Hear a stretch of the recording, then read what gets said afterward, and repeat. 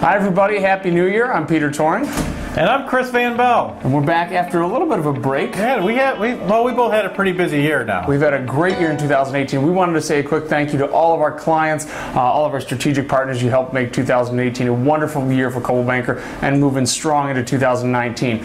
So let's talk about if you wanted to buy a house in 2019. What's your first step? You know, 2019 is looking to be a good year, and depending who you talk to, the first step can be different.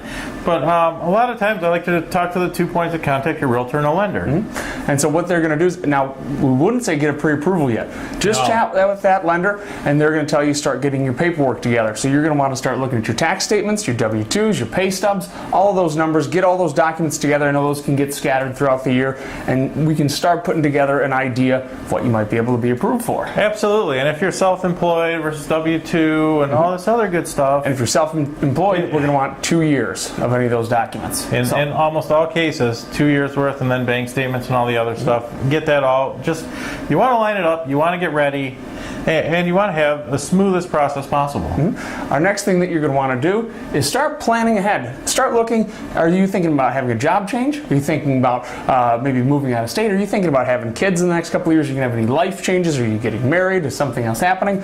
We want to make sure that that house you're in is going to last you at least 5 to 7 years. Absolutely. To make it worth your while buying. So start looking at some of those life changes. Obviously, we can't predict everything, but we want to at least have as much of a good look as we can. And speaking of looking at things, you might want to check out, Credit Karma. It isn't always accurate. What a lender's going to pull is going to give a perfect picture. Credit Karma is going to be a few points off because they don't always use the same systems. But it's still going to be a great start at looking at your credit. Do we need to start talking to somebody about some credit repair? Do we look pretty good? It's at least a good start. Speaking of starting there too, now's a great time to at least start hopping on to some of our websites. You can talk to Chris or I for a great Coldwell Banker app, and you can start just browsing the homes in the area, seeing generally what's for sale, what the market's like, and maybe start getting a look at what type of home that you might want. Most people have a general idea of their budget up front, and most people are pretty accurate. But to find that perfect home, it's going to take a little time, and at least you can start weeding out what you don't like, really including things that you do like, and get a really accurate picture up front at what we'll be looking at together. The other thing you want to do is establish a timeline for yourself. Is there a big day that you've got to move out? Are we getting married? Do you have an apartment that your lease is up? And then once you've established that timeline too, come in and talk to and interview a realtor.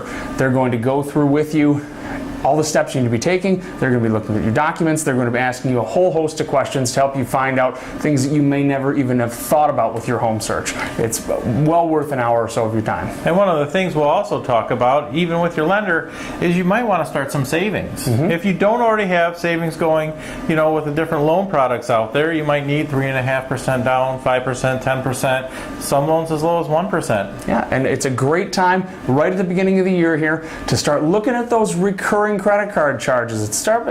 Wait a minute, I paid $10 a month for this, or I paid $20 a month for this. It's a great time to look at those. You can start saving money immediately right there. You'll find the things that you don't use, maybe your Netflix, Hulu, maybe you use an Adobe product that you're not realizing, $5-10 is coming out.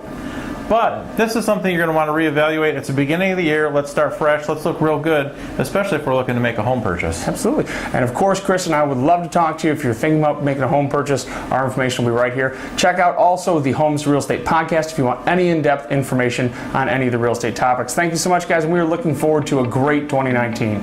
Thank you, guys. Peter and I, we're back. Have a great beginning of your year.